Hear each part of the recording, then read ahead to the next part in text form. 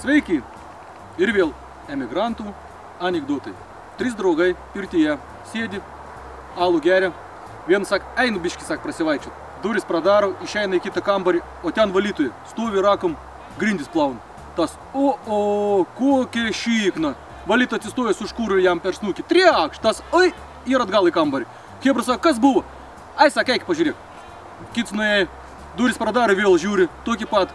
Rakam stovi moteris, grindis val, sak, kokia šikna. Vėl atsistoja, vėl su škūriu, trekšt per snukį, tas užando ir atgal. Sak, kas yra, sak, jums tenais? Nu, eik, sak, pažiūrėk. Nu, kon, išeina trečią čia pažiūrėt, žiūri, moteris rakam stovi. Sak, oho, ta atsikela jau tik su škūriu duoti snukį. Kokie papai. Moteris visą paraudusi. Nu, man atrodo, kad maži. A tai, sak, tu juos valyk, sak, su tualetiniu popieriu, sak, vo taip, sak. A tai ką, sak, padės užaugs, nu tai aišku, pažiūrėk, kokia šikna užaugus.